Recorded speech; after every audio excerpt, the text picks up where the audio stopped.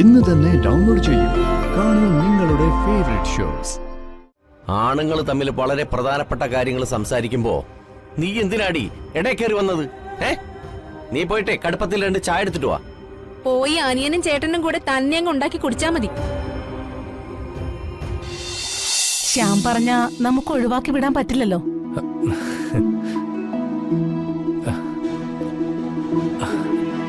അത് എന്റെ ഏറ്റവും പ്രിയപ്പെട്ട ആളായതുകൊണ്ടാ.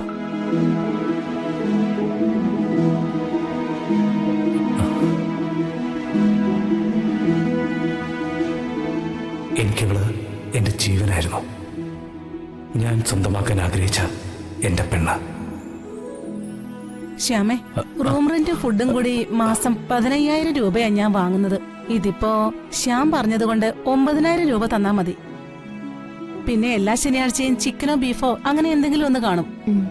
എല്ലാ ദിവസവും ഫിഷ് കറി ഉണ്ടാകും. പിന്നെ സ്പെഷ്യൽ എന്തെങ്കിലും വേണമെന്നുണ്ടെങ്കിൽ പറഞ്ഞാ മതി. ശ്യാമേ, ശ്യാം ഇവിടെ അല്ലേ? അല്ല മാഡം, ഞാനെന്തോ ആലോചിച്ച്. ഞാൻ പറഞ്ഞതൊക്കെ ശ്യാം കേട്ടില്ലേ? കേട്ടു, എല്ലാം ഓക്കെ. അല്ല, കുട്ടിയുടെ പേര് പറഞ്ഞില്ല.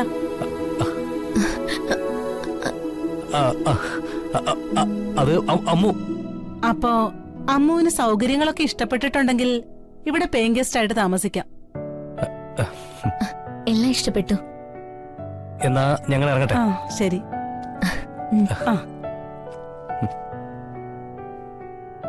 ശ്യാമേ, താങ്ക്സ്. നമ്മൾ തമ്മിൽ ഇതിന്റെയൊക്കെ ആവശ്യമുണ്ടോ?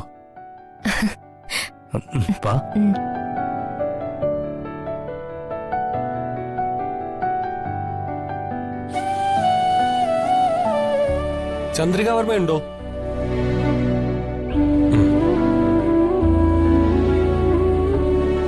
ചന്ദ്രികാവർമ്മയല്ലേ? അതെ.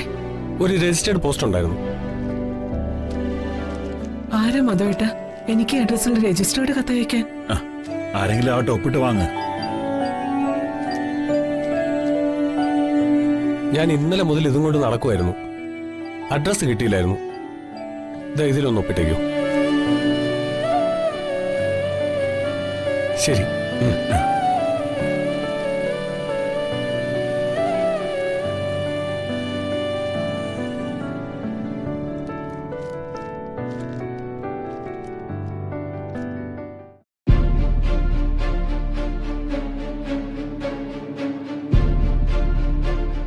മധുവേട്ട, എന്താ ഇത്?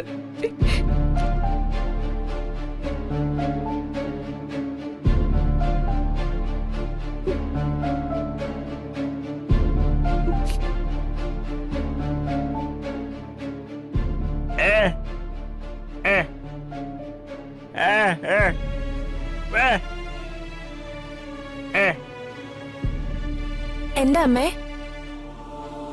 എന്തു പറ്റി? അല്ല, എന്താ കത്തില്? ഇത് വെറും കത്തല്ല മോളെ, വക്കീൽ നോട്ടീസാ. വക്കീൽ നോട്ടീസോ? മാധവൻ നായർ ഇപ്പോ വാങ്ങിയ വർക്ക്ഷോപ്പ് നിൽക്കുന്ന ഭൂമി മക്കൾക്ക് വീതം വെച്ചു കൊടുക്കണമെന്ന് പറഞ്ഞുള്ള നോട്ടീസ്.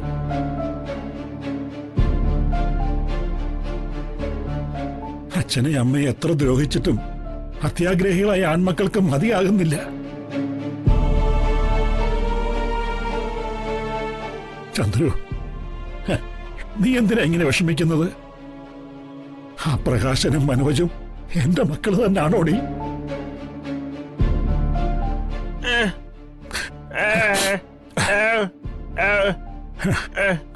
അച്ഛനമ്മ ഇങ്ങനെ സങ്കടപ്പെടുന്നത് ഞങ്ങളെ കൊണ്ട് സഹിക്കാവുന്നതിൽ അപ്പുറം.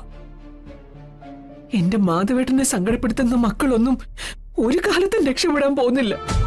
ചന്ദ്രു, നീ വിഷമിക്കണ്ട.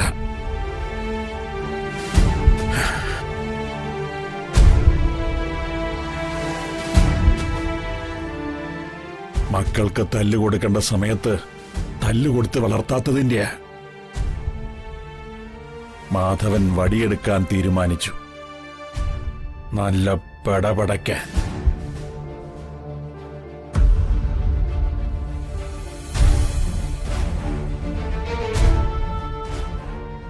ആൺമക്കൾക്ക് വിലതരാത്ത അച്ഛനമ്മമാരെ ശരിക്കും ഒരു പാഠം പഠിപ്പിക്കണം. നമ്മളിപ്പോ അയച്ച വക്കീൽ നോട്ടീസ് കാണുമ്പോ അച്ഛനും അമ്മയും കിടുങ്ങും. അവരൊക്കെ തകർന്നു പോവും. ആ രീതിയിലാടാ വക്കീൽ എഴുതി പിടിപ്പിച്ചിരിക്കുന്നത്.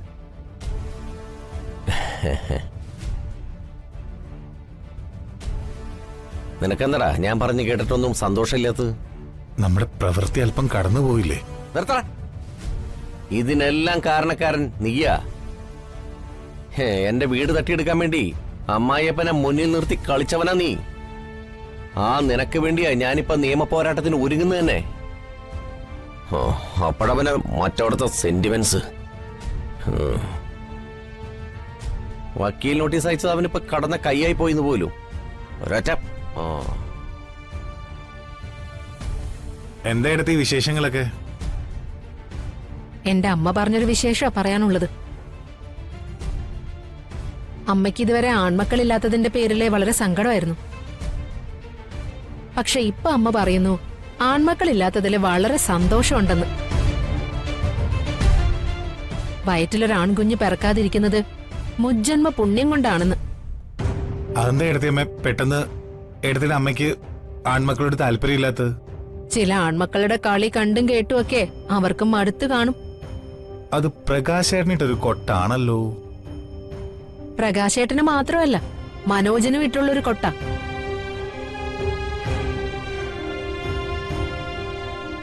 ഞാൻ എന്ത് തെറ്റ് ചെയ്തു ഇടത്തെ അമ്മ പറയുന്നേ? തെറ്റ് ചെയ്തത് നിങ്ങളല്ല, നിങ്ങളെപ്പോലെ രണ്ട് ആൺമക്കൾക്ക് ജന്മം നൽകിയ ആ അച്ഛനും അമ്മയും. ഇപ്പൊ അയച്ചു എന്ന് പറയുന്ന ആ വക്കീൽ നോട്ടീസ് കൂടി കൈ കിട്ടുമ്പോ അത് അവർ ഉറപ്പിക്കും. നിങ്ങൾക്ക് ജന്മം നൽകിയ ആ നശിച്ച നിമിഷത്തെ ഓർത്ത് വിലപിക്കും. ഇവളുടെ വായിലിരിക്കുന്ന കേട്ടപ്പോ നിന്റെ ക്രിമികടി തീർന്നോ?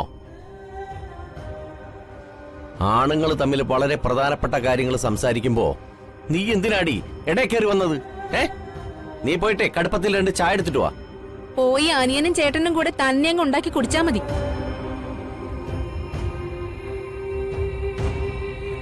ദേ, ആളും തരം നോക്കി സംസാരിക്കണം. നിന്റെ ഭർത്താവാണ് ഞാൻ. ആ ബഹുമാനം നിന്റെ സംസാരത്തിൽ ഉണ്ടാവണം. സ്വന്തം അച്ഛനമ്മമാർക്കും കൂടപ്പിറപ്പുകൾക്കും പിന്നെ എന്റെ പെറ്റമ്മയ്ക്കും പ്രകാശേട്ടൻ കൊടുക്കുന്ന വില എനിക്ക് നന്നായിട്ട് മനസ്സിലായി. അതുകൊണ്ട് ഇനി അങ്ങനെയുള്ള പെരുമാറ്റം മാത്രം എന്നിൽ നിന്ന് പ്രതീക്ഷിച്ചാ മതി.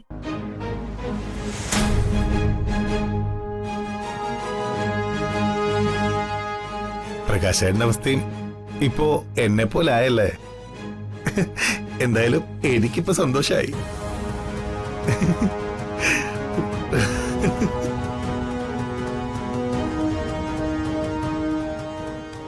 മാനത്തെ കൊട്ടാ